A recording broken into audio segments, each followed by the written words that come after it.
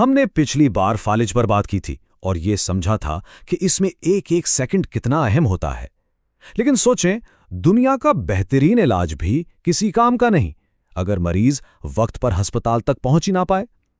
आज हम इसी मसले पर बात करने वाले हैं, उस सिस्टम की खामियों पर जो अक्सर जिंदगी और मौत के बीच की दीवार बन जाती है। तो सवाल ये उठता है कि फालिज का इलाज तो है, लेकिन क्या हो अगर मरीज अस्पताल तक पहुंच ही ना सके? ये एक बहुत बड़ा सवाल है। हम जितनी मर्जी जदीद टेक्नोलॉजी की बात कर लें, सब बेकार है अगर मरीज को बरवक्त मदद ही ना मिले। यही तो वो पहला कदम है, सबसे अहम, जहां अक्सर लोग जिंदगी की जंग हार जाते हैं। अच्छा, तो इसका हल क्या है? देखें, दुनिया भर में इस मसले से निपटने के लिए एक पूरा सिस्टम बनाया गया है जिसे कहते हैं इमरजेंसी मेडिकल सर्विसेज, यानी ईएमएस। और यह समझना बहुत जरूरी है कि यह सिर्फ एक एम्बुलेंस का नाम नहीं है। नहीं, ये एक पूरा मरबूत निजाम है, एक चेन है जिसका एक ही मकसद है, कीमती वक्त को जिंदगी में बदलना। तो ये एक आइडियल सिस्टम काम कैसे करता है, आइए देखते हैं। जैसे ही कॉल आती है, फौरन एक तरबियत याफ्ता मेडिकल टीम यानी ईएमटीज और पैरामेडिक्स मौके पर पहुंचते हैं। वो पहुंचते ही मरीज को देखते हैं, उसका ब्लड प्रेशर, ऑक्सीजन लेवल, ये सब चेक करते हैं, यानी इलाज वहीं से शुरू हो जाता है। और सबसे कमाल की बात यह है कि वो रास्ते में ही अस्पताल की स्ट्रोक टीम को बता देते हैं कि हम मरीज लेकर आ रहे हैं। इस तरह जब तक मरीज पहुंचता है, अस्पताल की टीम बिल्कुल तैयार खड़ी होती है। अब जब एम्बुलेंस अस्पताल पहुंचती है तो वहां क्या होता है? वहां एक पूरी फौज तैयार खड़ी होती है। मतलब इमरजेंसी डिपार्टमेंट 24 घंटे खुला है, स्पेशलिस्ट डॉक्टर्स मौजूद हैं, सीटी स्कैन की मशीन तैयार है, न्यूरोलॉजिस्ट ऑन कॉल हैं, यानी हर चीज, हर शख्स अपनी जगह पर मौजूद है, सिर्फ इस एक मरीज के लिए। मकसद यह है कि एक सेकंड भी जाया ना हो और इलाज फौरन शुरू हो जाए।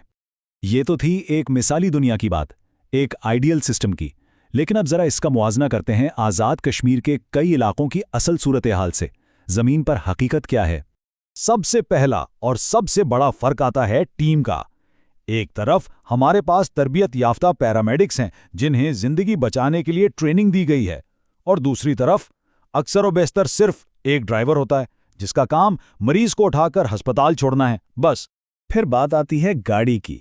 एक तरफ एम्बुलेंस है जो एक तरह का मोबाइल मेडिकल यूनिट है जिसमें मॉनिटर, ऑक्सीजन, सब कुछ है, और दूसरी तरफ एक आम सी गाड़ी जो सिर्फ ट्रांसपोर्ट का काम कर रही है। फर्क साफ जाहिर है। तो इस सब का फर्क कहाँ पड़ता है? अमल में। एक सिस्टम में इलाज एम्बुलेंस के अंदर ही शुरू हो जाता है, लेकिन हमारे यहाँ के सिस्टम में क्या होता है? सिर्फ ट्रांसपोर्टेशन, यानी मरीज को अस्पताल तक पहुंचाने का सफर, और बस। कोई तिब्बी इमदाद नहीं, कुछ नहीं। और आखिर में नतीजा क्या निकलता है? एक बेहतरीन सिस्टम में अस्पताल की टीम पहले से तैयार बैठी होती है एक्शन के लिए, और हमारे यहाँ मरीज के पहुंचने के बाद सब कुछ शुरू होता है। डॉक्टर को बुलाया जाता है, टेस्ट की तैयारी होती है, और इस सब में वो कीमती मिनट ज़ाया आ जाते हैं जो किसी की जिंदगी बचा सकते थे। और यही सबसे अहम बात है। फालिज हो, हार्ट अटैक हो या कोई हादसा, ऐसी इमरजेंसी में ये ताखीर, ये ज़ाया हुए मिनट किसी की पूरी जिंदगी बदल सकते हैं। ये एक शख्स को हमेशा के लिए माजूर बना सकते हैं, या इससे भी बदतर, उसकी जान ले सकते हैं। ये सिर्फ सिस्टम की नाकामी नहीं, ये जिंदगियों का सवाल है। किसी ने क्या खूब कहा है कि जिंदगी बचाने का फैसला कभी-कभी अस्पताल पहुंचने से पहले ही हो जाता है। ये बात इस सारी बहस का खुलासा है। असल खेल अस्पताल के अंदर नहीं, बल्कि मरीज के घर से अस्पताल तक के सफर में खेला जाता है। अगर ये सफर जीत लिया तो जिंदगी बचने के चांसेस बहुत बढ़ जाते हैं। तो आखिर में बस एक ही सवाल रह जाता है, अगर ये सिस्टम दुनिया के दूसरे मुल्कों में हजारों, लाखों जिंदगियां बचा रहा है, तो क्या आज़ाद कश्मीर के लोग एक ऐसे ही मुकम्मल और मुनज़्ज़म इमरजेंसी मेडिकल सर्विस के हकदार नहीं हैं? ये सवाल हम सब के लिए है।